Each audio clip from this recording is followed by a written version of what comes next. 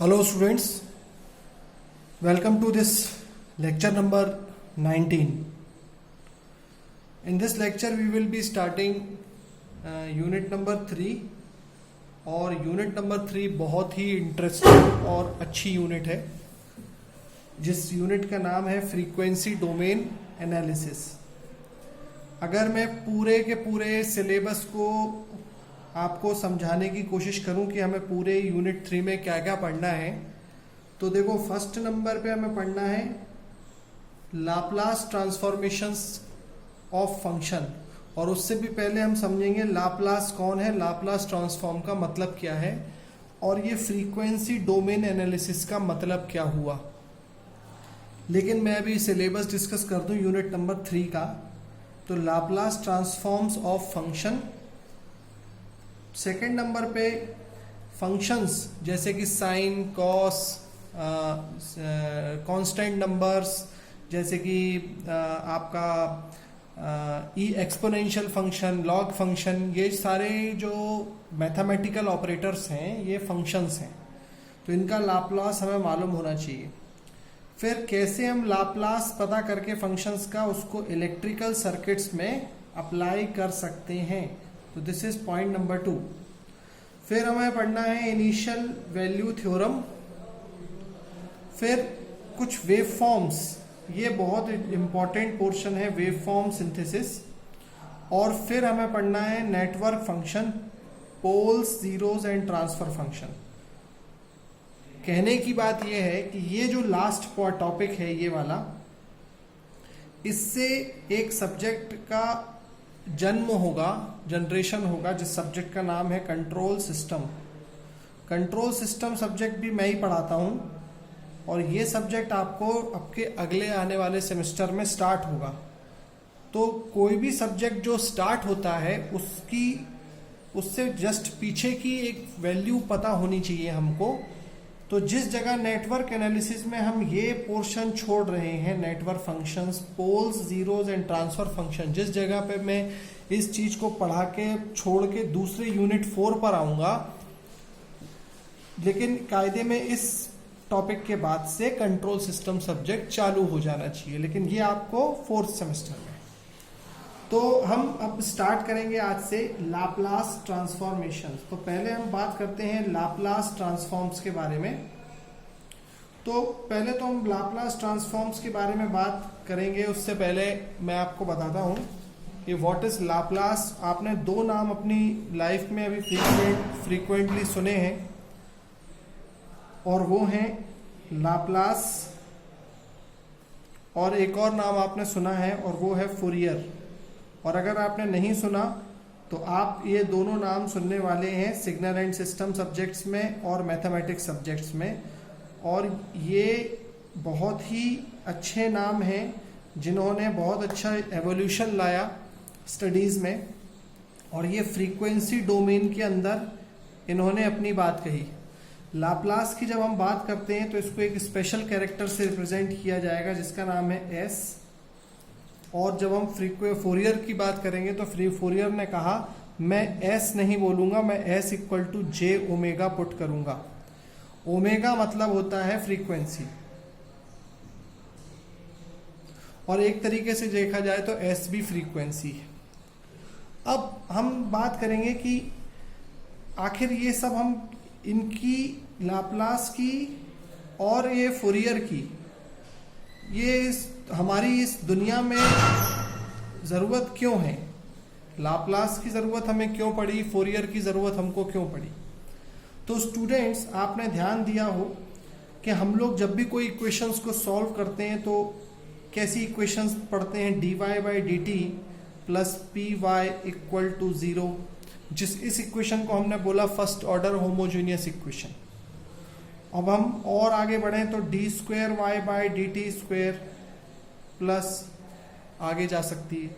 हम और इक्वेशन अगर आगे बढ़ाएं डी क्यूब डी की पावर 4, तो ये इक्वेशन ऐसे बढ़ती चली जाएगी। तो हम इन इक्वेशंस को बोलते हैं कि इनका ऑर्डर बढ़ता चला जा रहा है, फर्स्ट ऑर्डर, सेकेंड ऑर्डर, फिर थर्ड ऑर्डर, फिर 4th ऑर्डर, लाइक दिस। अब ऑर्डर अगर बढ़ता है किसी इक्वेशन का तो आप सोचिए सॉल्यूशन कितना टिपिकल हो जाता है।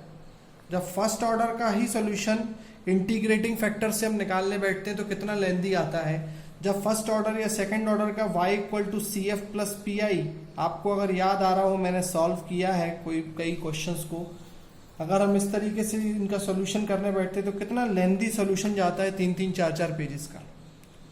तो ये जो लाप्लास है, लाप्लास को ये जो ऑपरेटर था d अपॉन डी टी, ये ऑपरेटर डिफरेंशियल ऑपरेटर जिसको हम कहते हैं, ये डिफरेंशियल ऑपरेटर लाप्लास को बिल्कुल भी पसंद नहीं था। लाप्लास ये बोलते थे कि ये बहुत उन्हें कंफ्यूज करता है और ये इससे गंदी कोई चीज उसको नहीं लगती थी लाप्लास को। साथ में जब हम बात करते हैं इस साइन की, आप याद करिए इसको कहते हैं इंटीग्रेटिंग साइन। इंटीग्रेटिंग साइन इसका मतलब होता है इंटीग्रेशन, और इंटीग्रेशन के कितने सारे फॉर्मूलेज हैं आप जानते हैं, साइन का, कॉस का, टेन का, एक्सपोनेंशियल का, फिर मल्टीप्लिकेशन टर्म का। इंटीग्रेशन अपने आप में ही एक बहुत बड़ा चैप्टर है, यूनिट ही है एक तरीके से, यूनिट के अंदर जिसमें हम कह सकते हैं बहुत सारे चैप्टर्स आ जाएं। तो सेंस ये बन रहा है यहाँ पे बात का कि लाप्लास को क्या पसंद नहीं था। What did Laplace said, Laplace को ये इंटीग्रेटिंग का साइन बिल्कुल भी पसंद नहीं था, लाप्लास को ये डिफरेंशिएशन का साइन बिल्कुल भी पसंद नहीं था। तो उसने कहा कि मैं मैथमेटिक्स में पढ़ाए जाने वाले इंटीग्रो डिफरेंशियल इक्वेशंस, अब मैं यहां पे थोड़ा सा चेंज कर रहा हूं,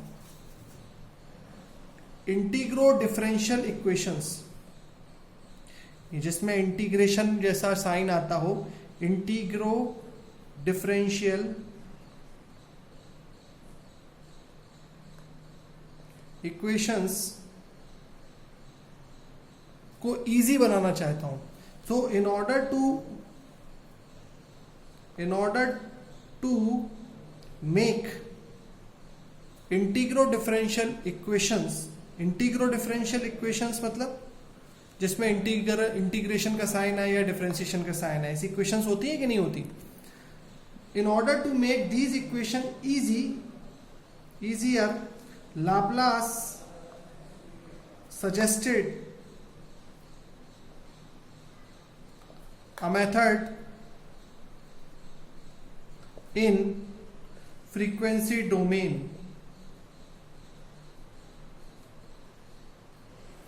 लाप्लास ने फ्रीक्वेंसी डोमेन में मेथड सजेस्ट करना स्टार्ट कर दिया और उसको हम बोलते हैं, and that is known as, आप लिख लीजिएगा, लाप्लास ट्रांसफॉर्म्स।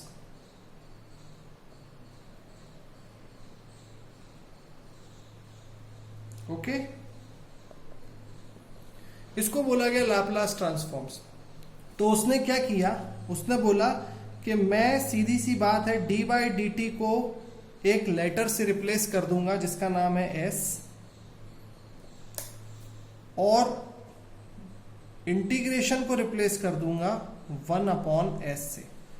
तो कायदे में ये जो डेफिनेशन है ये गलत हो गई। In order to make integral differential equation easier, Laplace suggested a method, इसके बाद लिखना चाहिए and converted it into a simple algebraic form. Converted integral differential equation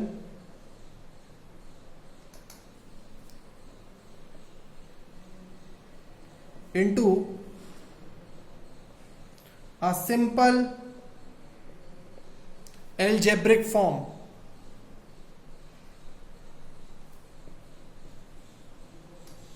okay, तो कैसे होगा एल्जेब्रिक फॉर्म में कन्वर्ट, आप खुद सोचिए। जब हम डी बाई डी टी को एक लेटर से रिप्लेस कर देंगे एस और इंटीग्रेशन को 1/s, तो अब कुछ इक्वेशंस हमारे सामने आएंगी। एस स्क्वायर का मतलब क्या होगा, एक तरीके से D square by d T square. समझ में आ गया आपको। इंटीग्रेशन ऑफ साइन थीटा अगर लिखा है तो इंटीग्रेशन को हम सीधा एस से रिप्लेस कर देंगे। समझ में आ रहा है आपको। लेकिन इसका भी एक प्रॉपर प्रोसेस होना चाहिए, इसके भी कुछ फॉर्मूलेज होने चाहिए, प्रॉपर प्रोसेस हमें समझना होगा। तो वो प्रॉपर प्रोसेस, एक कन्वर्जन का फॉर्मूला, वो हमें लाप्लास ने दिया। तो ये आपने नोट कर लिया होगा अभी तक का। तो अगर आपसे कोई बोले what is Laplace transformation exactly, तो आप कहोगे in order to make calculation easy, the time domain integro differential equations is converted into frequency domain into simple algebraic form, and that is called Laplace or Fourier transformations. Laplace transformations में हम क्या करते हैं, we use an alphabet S and in Fourier we use j omega. One more difference is जो Laplace है वो present और future में डील करता है, यानी कि 0 to infinity, और जो Fourier है वो past, present और future में डील करेगा, यानी -infinity to 0 to plus infinity. Okay, but now presently in this unit number 3 we did not want to study this Fourier transforms. We don't have to study this. We will study Laplace transformations. तो Laplace transformations ने अपना Laplace transform formula दिया है, Laplace transform formula.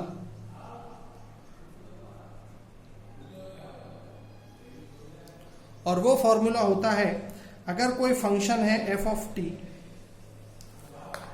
और आपको उसको Laplace के function F of S में कन्वर्ट करना है, मतलब एफ ऑफ एस में कन्वर्ट करना है एफ ऑफ टी को, तो एफ ऑफ टी के साथ आप क्या क्या करेंगे।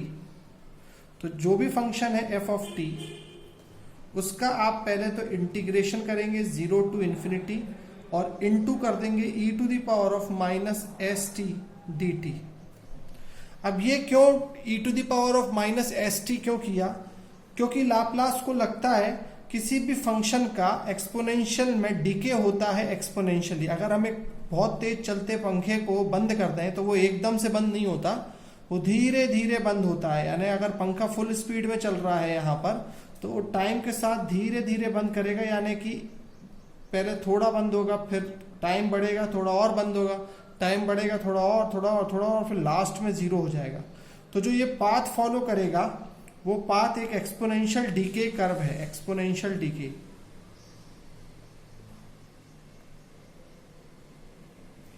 तो उसने अपनी लॉजिक को इस तरीके से समझाया था। तो ये फॉर्मूला आपको याद रखना है, किसी भी फंक्शन को इस फॉर्मूले से आप कन्वर्ट कर सकते हैं। अब आप ये मैथ्स में भी पढ़ेंगे, आप ये सिग्नल में भी पढ़ेंगे, और काफ़ी कुछ मैंने अभी आपको लाप्लास के बारे में बता दिया। अब मेरे को इलेक्ट्रिकल में कुछ गिनी चुनी चीज़ों की बहुत ज़्यादा ज़रूरत पड़ेगी, तो मैं अब डायरेक्टली उस तक पहुंचता हूं। तो लेप्लास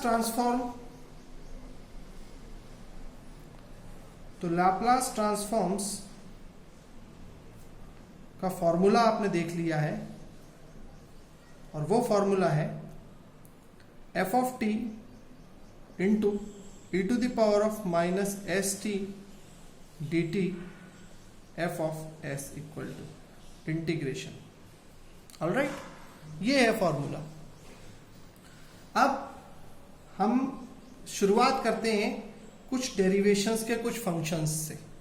तो let us take first function as e to the power of plus minus a t. Minus a t भी ले सकते हैं, प्लस ए टी भी ले सकते हैं। अगर एक्सपोनेंशियल फंक्शन है तो उसका लाप्लास कैसे निकालेंगे, तो लेट अस फाइंड दिस। तो f of t equal to मुझे गिवन है ई की पावर माइनस ए टी, तो एफ ऑफ एस हो जाएगा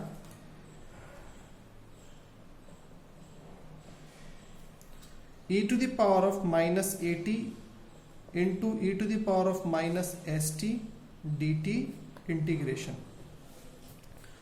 आगे बढ़ते हुए ये दोनों पावर्स को हम एक साथ ले सकते हैं, integration of e to the power of minus s plus a bracket close into t dt।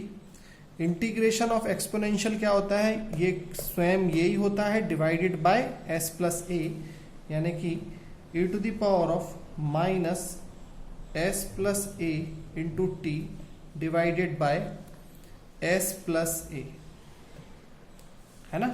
मैंने पहले माइनस लिया है, ऑलराइट।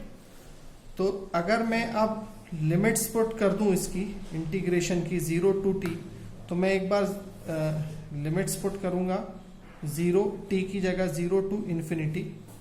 यहाँ पे मैंने आपको बताया था 0 to इन्फिनिटी लिमिट चलेगी, 0 to इन्फिनिटी। जब मैं t की वैल्यू 0 पुट करता हूँ तो e की पावर 0 होता है मेरा 1, और जब मैं इन्फिनिटी पुट करता हूँ तो e की पावर माइनस इन्फिनिटी होता है मेरा 0। तो e की पावर 0 में पहली टर्म मिल गई 1, तो 1/s+a आ गया मेरा आंसर। इसका मतलब e की पावर -at का लाप्लास ट्रांसफॉर्म हो गया है 1/s+a, और अगर आप इसी की जगह पे माइनस की जगह पे e की पावर +at का लाप्लास ढूंढ रहे होते तो आपको मिलता 1/s+a की जगह s माइनस। तो ये एक पहला फॉर्मूला है जो मैंने आपको डिराइव करके यहाँ पे बताया एक्सपोनेंशियल का, इसको आपको नोट कर लेना चाहिए। लेकिन आपको हमेशा, अब मैं कुछ वही वाले फॉर्मूलेस लूंगा जो कि हमको बहुत जरूरी है। तो एक्सपोनेंशियल का लाप्लास 1/s+a e की पावर -at का आपको हमेशा याद होना चाहिए, और अगर e की पावर +at है तो 1/s-a ये आपको हमेशा याद होना चाहिए, ऑलराइट। अब हम अपने टोटल मिला के अभी हम 5 से 6 निकालेंगे, वो बहुत ज़रूरी हैं और आप उनको सिस्टमेटिक ढंग से नोट करते जाएं। लाप्लास ट्रांसफॉर्मेशन, ये है मेरा फर्स्ट वाला। अब मैं जाता हूं सेकंड नंबर पे, Laplace transformation of a constant. अब मैं बात करूंगा कांस्टेंट की। कांस्टेंट मतलब हो गया, सपोज कीजिए k।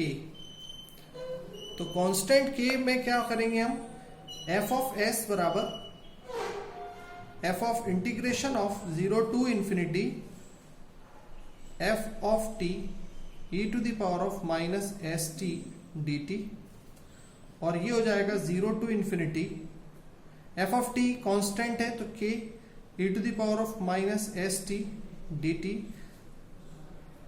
0 to इन्फिनिटी के बाहर ले लिया, कांस्टेंट था, तो e की पावर -st का e की power -st divided by s, ये इंटीग्रेशन करने के बाद आएगा, और लिमिट 0 to इन्फिनिटी। और जब आप इसको पुट करोगे तो आपको मिलेगा k/s। इसका मतलब ये हुआ कि जब भी कोई कांस्टेंट होगा, for example find the Laplace of 10, 20, 10 and 20, तो आपका आंसर होगा, कांस्टेंट है तो 10/s, 20/s। ये भी आपको समझ में आ गया। This was the second number point. अब हम आगे पढ़ते हैं तीसरे नंबर पॉइंट की तरफ। यहां आप पॉज करके नोट कर लीजिएगा इस चीज को। Now we will come to the third point, trigonometric functions. और ट्रिग्नोमेट्रिक फंक्शंस और ट्रिग्नोमेट्रिक फंक्शन के लिए मैं डेरिवेशन नहीं कर रहा हूं स्टूडेंट्स, आपको डायरेक्टली बता रहा हूं कि अगर आपके पास साइन at या कॉस at है तो आपका लाप्लास क्या होगा। अगर आपके पास साइन at है या कॉस at है तो डिनोमिनेटर सेम रहेगा, वो रहेगा s² plus a², s² plus a², और यहां आएगा a और यहां आएगा s। ये आपको ध्यान रख लेना चाहिए। बड़ा सिंपल सा इसका यूलर थ्योरम से डेरिवेशन है, मगर हम अब अपने वीडियो को ना लेंदी बनाना चाहते हैं और हमें काम की बात पे तुरंत आना है। इसको याद रखने का सिंपल ट्रिक है, आपको मालूम है जैसे साइन at है तो साइन at में s आ रहा है कि नहीं, तो आप याद रखो। कई बच्चे इसमें कंफ्यूज होते हैं कि सर साइन at का s/s² प्लस a² था कि a/, तो जिसमें s आ चुका है उसमें s अब फॉर्मूले में नहीं आएगा, ऐसे याद रखने की कोशिश कर लो। तो अब जब भी साइन at आएगा तो अरे यार साइन at है, इसमें s तो आ चुका, तो फॉर्मूला है a/s² plus a²। Cos A T में सी फॉर कॉस, तो इसमें तो एस नहीं आया, तो S upon S square plus ए स्क्वायर। तो ये हो गया मेरा फॉर्मूला नंबर 3। अब ट्रिग्नोमेट्रिक हो गया, एक्सपोनेंशियल हो गया, कांस्टेंट हो गया। अब हम कुछ और जो जरूरत पड़ती है जिसकी वो देखते हैं।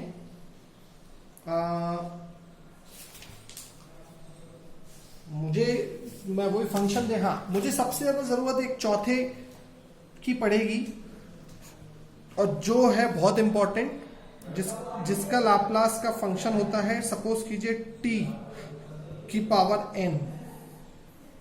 अगर t की पावर n है तो आपका लाप्लास का फॉर्मूला होगा n factorial divided by s to the power of n plus 1। इसका मतलब क्या हुआ? इसका मतलब ये हुआ, ये हो गया डायरेक्टली फॉर्मूला। इसका मतलब ये हो गया, अगर टी स्क्वायर का लाप्लास निकालना है आपको, टी स्क्वायर का, तो टी स्क्वायर का लाप्लास कैसे निकालेंगे? टाइम टी स्क्वायर का लाप्लास कैसे निकलेगा? निकलेगा 2 फैक्टोरियल डिवाइडेड बाय s की पावर 2 प्लस 1, यानी कि 2 डिवाइडेड बाय s क्यूब। ये आप समझ गए होंगे। तो ये है मेरा चौथा लाप्लास का इंपॉर्टेंट फॉर्मूला। ओके, अगर f ऑफ t t है, अगर f ऑफ t की पावर n है, तो ये फॉर्मूला, ये बेटा वेरी वेरी इंपॉर्टेंट फॉर्मूले शीट्स है जो मैं आपको बता रहा हूं। ये चौथे नंबर का फॉर्मूला बहुत ही ज्यादा यहां पर इंपॉर्टेंट रोल प्ले करता है।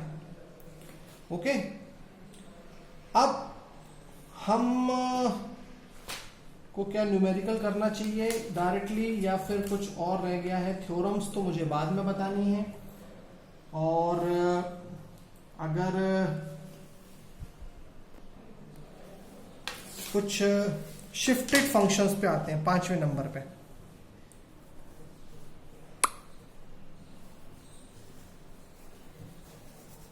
ओके, तो मान लीजिए अब आपके पास कोई फंक्शन है f ऑफ t, एक ये 5th नंबर का हो गया, 5th नंबर हो गया ये। मान लीजिए आपके पास फंक्शन है f ऑफ t, जिसका लाप्लास हो जाएगा f ऑफ s। अगर मान लीजिए वो फंक्शन अब शिफ्ट हो गया है, शिफ्ट हो गया है मतलब f ऑफ, हम उसको शिफ्ट कर देते हैं। सपोज करिए, शिफ्टिंग फंक्शन का मतलब समझ लेते हैं पहले। f ऑफ t का मतलब क्या हुआ? f ऑफ t का मतलब हुआ है स्टूडेंट्स, मान ले चलो ये एक फंक्शन है जो 0 से स्टार्टेड है, तो इस फंक्शन की वैल्यू है f ऑफ t। अब अगर इस फंक्शन को मैं थोड़ा आगे से शिफ्ट कर दूं, सेम फंक्शन को, एक ओरिजन, ये ओरिजन है, 0 की जगह पर अब मैं इसको यहां थोड़े आगे से शिफ्ट कर दूं और इस पॉइंट को मान लेता हूं a। तो इस फंक्शन को आगे जब शिफ्ट कोई फंक्शन होता है, तो हमने बोला उसको हमने 0 से थोड़ा आगे खिसका दिया, मतलब उसका समय a कम हो गया है, तो हम बोलते हैं उसको f of t minus a। तो अगर कभी ऐसा फंक्शन आपके सामने आए जिसमें f of t minus a लिखा है, तो इस f ऑफ t का लाप्लास अगर f ऑफ s है, तो f of t minus a का लाप्लास क्या होगा? f of t minus a का लाप्लास होगा f ऑफ s ही होगा, लेकिन e to the power of minus a s इसमें मल्टीप्लाई कर दिया जाएगा। इसका मतलब क्या हुआ स्टूडेंट्स? देखते हैं इसका मतलब क्या हुआ। इसका मतलब हो गया, एग्जाम्पल के तौर पे मैं ले लेता हूं, e to the power of minus a t का लाप्लास आप बताइए क्या होगा? e to the power of minus f of t बराबर है e to the power of minus a t. Suppose e to the power of minus a t का Laplace क्या होता है? 1 अपॉन एस प्लस ए। सही बात है कि नहीं? अब मान लो मैंने इस फंक्शन को शिफ्ट कर दिया है b से, मतलब थोड़ा सा शिफ्ट कर दिया, तो जहां पर भी टाइम होता है ना, वहां शिफ्टिंग आ जाती है। तो f of t minus b क्या हो जाएगा? f of t minus b हो जाएगा e to the power of minus a into t minus B.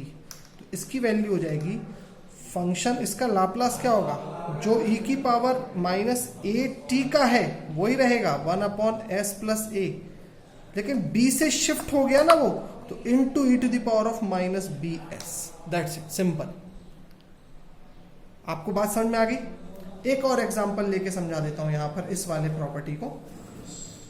Suppose करिए f ऑफ t है sign a T.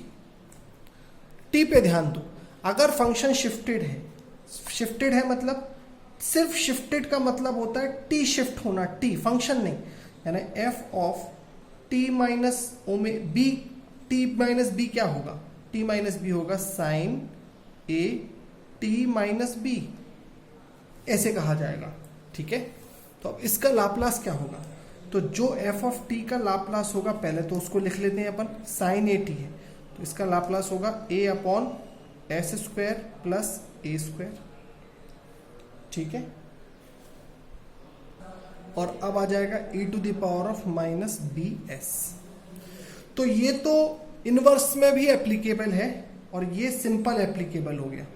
Inverse applicable क्या है, जैसे सपोज करिए आपके सामने कोई एक इक्वेशन लिखी है, वो इनवर्स में भी काम आ सकता है आपके, लेकिन अभी मैं यहीं पे बता देता हूँ। सपोज करिए आपके सामने कोई इक्वेशन लिखी है s plus two the whole square प्लस 5 और 1 अपॉन, इसका आपको इनवर्स लाप्लास सोचना है।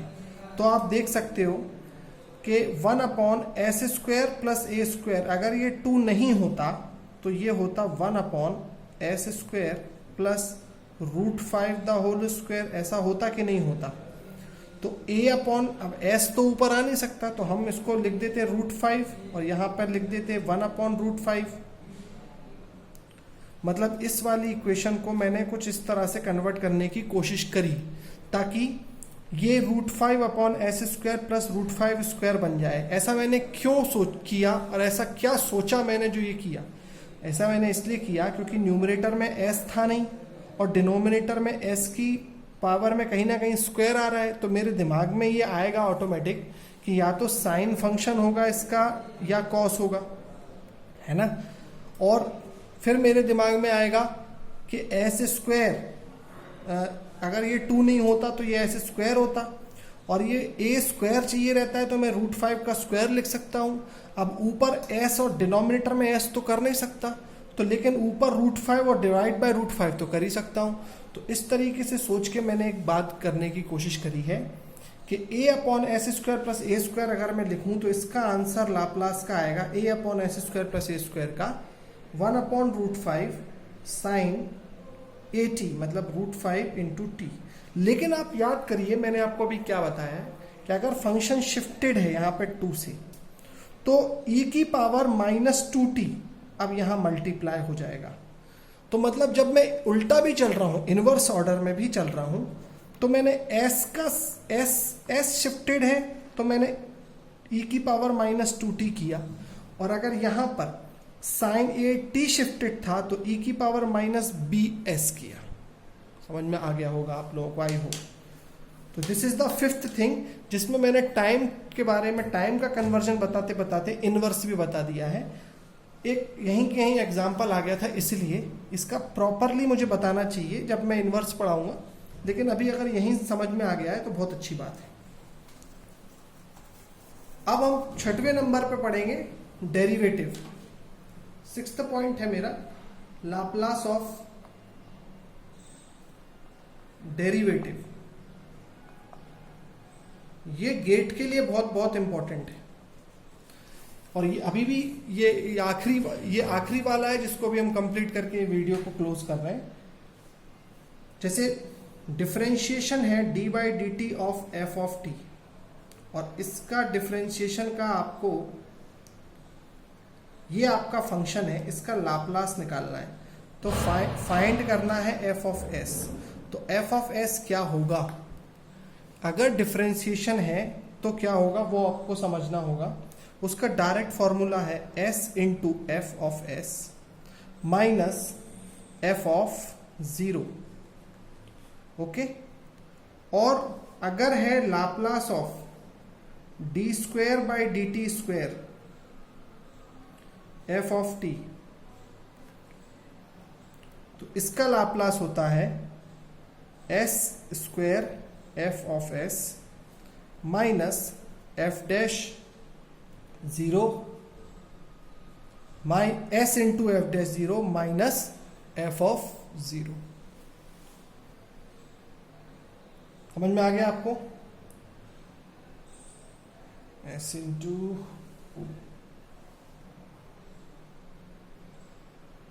एफ ऑफ 0 माइनस, ये थोड़ा सा शायद मैं कंफ्यूज हो गया हूँ क्या, क्योंकि ये इसलिए इंपॉर्टेंट है क्योंकि इसमें गेट का एक क्वेश्चन आया था, मैंने गलत कर दिया था। जब हम न्यूमेरिकल करेंगे तो और अच्छे से आपको समझ में आएगा। अगले वीडियो में हम बहुत सारे न्यूमेरिकल्स करने वाले हैं। S into F of 0 minus F dash 0, S into sorry ये F of 0 minus F dash 0 ऐसा रहेगा।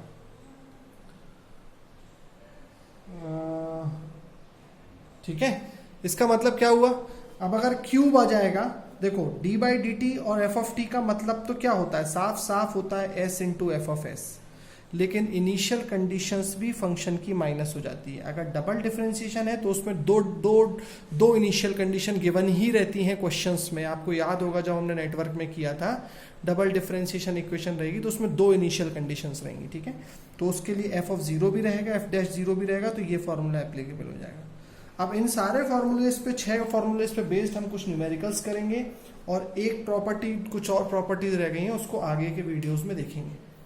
अभी हम सिर्फ और सिर्फ अपना फर्स्ट वाला फंक्शन खत्म नहीं कर पाए हैं, इसको और कंटिन्यू करेंगे इस फर्स्ट वाले पार्ट को। जब ये खत्म हो जाएगा तब हम अपने इलेक्ट्रिकल डोमेन में पहुंचेंगे। Alright students, I hope it is clear to you. Unit number 3 is started, so tune yourself and walk with me parallelly. Okay, thank you.